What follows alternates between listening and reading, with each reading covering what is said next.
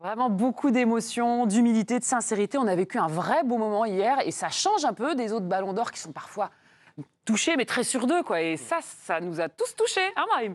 Bah ouais, ça démontre qu'il est sensible, que c'était un trophée qui lui tenait à cœur parce qu'il a dû en rêver étant jeune. Parcours par moments cabossé. On a sans doute beaucoup douté de lui, et surtout dans des grands clubs où on l'a négligé. Et quelle revanche sur la vie, quelle revanche sur lui, quelle revanche sur tout, quoi. C'est magique. Et là, il a lâché prise. Il est sur le toit du monde à ce moment-là. Donc, elles sont belles, ces larmes. Ouais. Elles sont sincères. En plus, elles sont partagées, quoi. Il englobe vraiment tout le monde, son entourage, ses coéquipiers, son club, ses anciens clubs. Franchement, c'était le discours, exactement, vous le disiez tout à l'heure, on dirait un môme. Oui, c'est un discours d'un môme. Ouais. Qui a envie de dire merci à tout le monde et merci à la vie de pouvoir vivre ça. Donc, c'est magique, c'est magnifique. Est-ce qu'il est entré dans la légende hier soir? Je vais un petit peu provoquer, forcément, mais est-ce que vous le mettez à la même table qu'un Benzema, qu'un Zidane, qu'un Platini, qu'un Copa? On ne va pas tous les faire. Est-ce qu'il est de cette trempe-là? Ou pas encore? Oui, mais c'est une évidence. Je pense que ce qui est paradoxal, c'est qu'on ne s'y attendait pas il y a un an. Enfin, c'était pas un projet de vie pour lui, et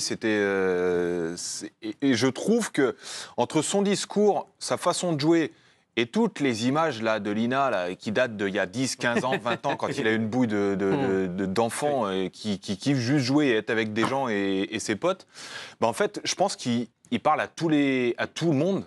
Il parle à toutes les générations parce que tout le monde a été dans ce cas-là. Et le fait de transpirer autant l'authenticité, la sincérité dans son discours, le fait d'arriver sans feuille parce qu'il n'avait pas prévu peut-être de gagner, il s'est dit de toute façon, bah, comme il fait d'habitude, quoi. On y va, comme il était avec toi, je n'avais pas prévu de pleurer, bah, c'est raté.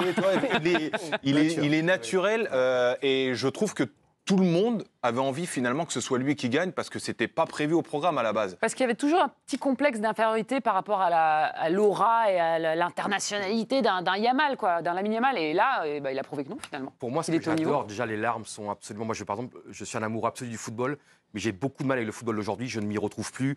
Je l'aime de moins en moins. Je regarde de moins en moins de matchs. Et hier soir, en quelques minutes, il nous renverse la cérémonie. Et c'est...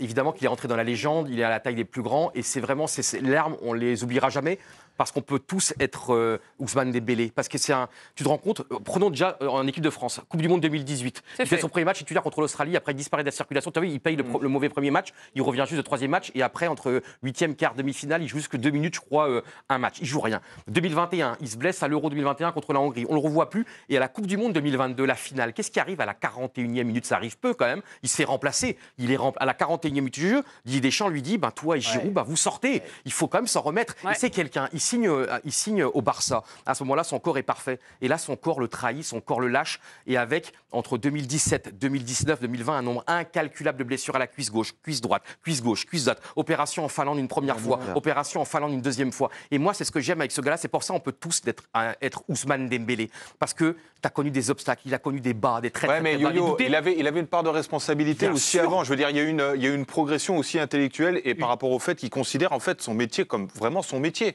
Oui. Enfin, il y a eu une progression d'analyse, de se dire bon, j'arrête de faire le con, j'ai du talent, il faut que je fasse quelque chose. Ça a commencé à Barcelone, comme tu dis, il s'est blessé. Après, il était de moins en moins blessé. Oui. Et puis après, il y a eu le PSG. Et quand Kylian était là, il a dit bon, je vais patienter. Et puis après, quand Kylian n'était pas là, il a pris le costume en fait, parce qu'il y a Luis Enrique qui lui a dit.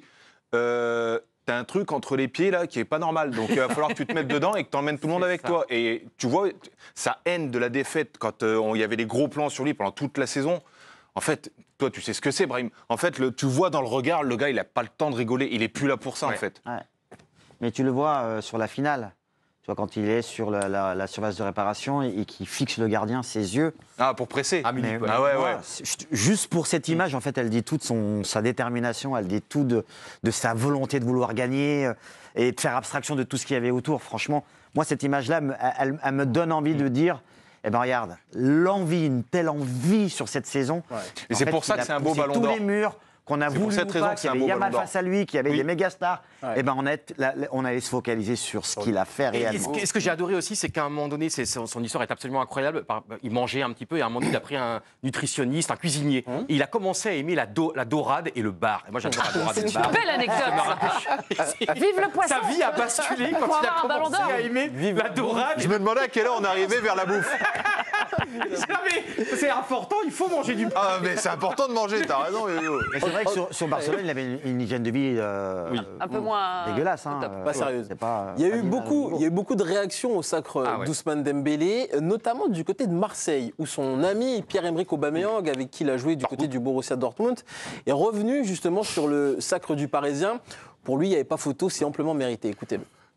Bon, sincèrement, je vais vous avouer, je suis très content pour l'ami, parce que avant tout, c'est mon ami, je l'ai côtoyé à Dortmund, et c'est quelqu'un que j'apprécie énormément, donc super content pour lui. Voilà, félicitations à lui. Après, bon, je ne vais pas en dire plus, parce que bon, il joue dans le club contre qui on a joué ce soir. Mérité. Mais mérité, ouais, sincèrement, pour moi, il n'y a rien à dire. Enfin, en tant que passionné de football, il n'y a rien à dire, franchement, super mérité.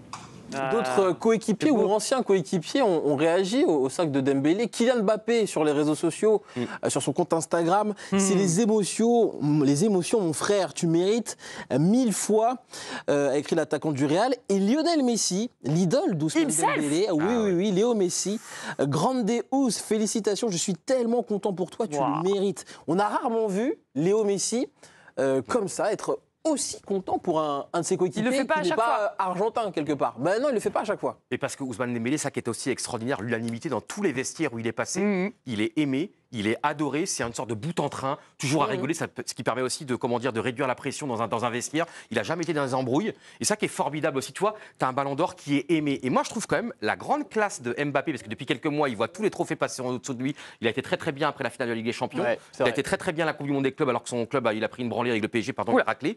Et là, il a été très très bien encore hier soir. Non, mais je trouve que c'est pas évident. Non, mais ça, c'est une fausse idée reçue de croire qu'Mbappé n'est pas content pour les autres. Ah non, mais non, je dis pas, mais il y en a d'autres, peut-être, et je trouve que c'est sincère, c'est pas du tout une critique envers Mbappé, au contraire.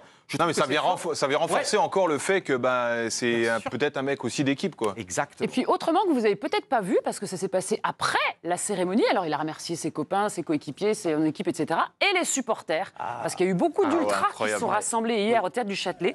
Il y est allé, il a eu le cran, parce que c'était quand même impressionnant, c'était bruyant, il sortait d'une tempête médiatique. Il est allé présenter son ballon d'or à tous les ultras qui étaient là, et c'est un moment fabuleux de partager ça avec son public.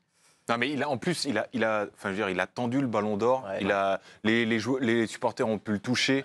Enfin, je sais pas, mais ça fait très longtemps. Qu'on n'a pas eu un ballon d'or qui dédramatise à ce point, en fait, un truc qui est sacralisé. Ouais. Et honnêtement, j'invite vraiment tous ceux qui ne connaissent pas et qui découvrent Dembélé maintenant, mais d'aller voir, en fait, il y a plein de vidéos qui tournent sur toutes les conneries qu'il a fait dans un vestiaire quand il avait, même jusqu'à il y a encore 10 ans. Enfin, le passage où il arrive en retard à Barcelone, où il est en photo dans la voiture avec 3 minutes, les moments où il parle avec Griezmann en équipe de France. Ouais. On parlait d'Aubameyang tout à l'heure, il y a un moment où il est interviewé par un journaliste allemand. Et il parle d'Aubameyang en disant qu'il était fou parce qu'il courait après les gens, après le Pokémon dans l'hôtel. Il a une façon de raconter où en fait, t'as l'impression... Et d'ailleurs, tout le monde dit c'est le ballon d'or douce. Personne dit Dembélé. C'est Ousmane. C'est un copain. En fait, t'as envie d'être pote avec lui tout le temps. Même la une de l'équipe est magnifique, qui reprend le titre de cette chanson, les supporters parisiens. Là. Je trouve que ça, c'est très beau aussi. Et Ousmane, ballon d'or, on peut la chanter, c'est bon, il n'y a pas de honte. Ousmane, ballon d'or. Ils sont scolaires. C'est important, France, on a oublié quand même notre ballon d'or à nous. Aujourd'hui, évidemment, c'est Julien Liane qui fête son anniversaire aujourd'hui. C'est pas vrai. Joyeux C'est pas vrai. Il a gagné le ballon d'or pour toi. Merci. Quel âge 28 ans. 28 ans, menteur. Attends, je vais t'embrasser comme le roi. Ben oui, viens, Yo-Yo. On peut continuer l'émission quand même après, ou pas? Merci, Yo-Yo.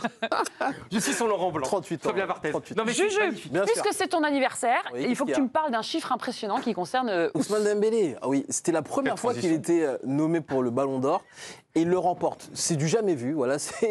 Il a remporté le Ballon d'Or en faisant son entrée pour la première fois dans le top 30. C'est vous dire sa trajectoire, Brahim, qui est assez lunaire. Il y a un an, à aucun moment on se serait dit Ousmane Dembélé, potentiellement Ballon d'Or en 2025.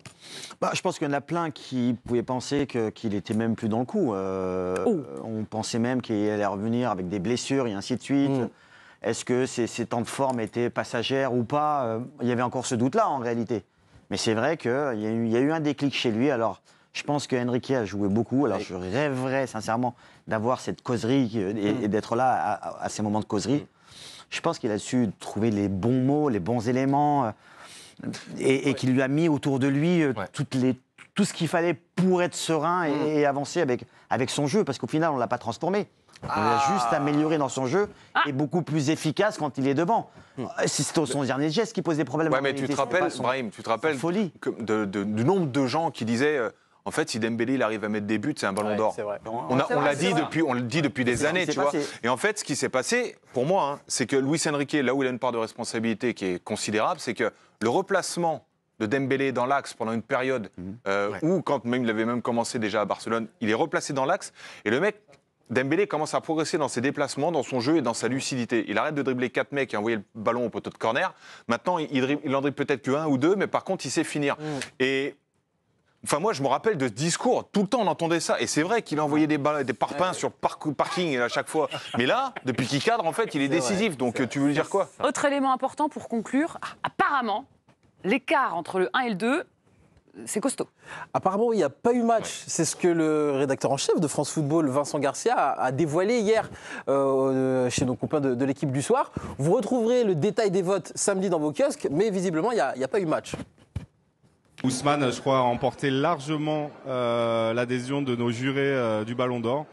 Voilà, donc c'est un Ballon d'Or qui fait a priori autorité auprès de nos jurés. Alors du coup, on a hâte de savoir ça. On ira l'acheter samedi.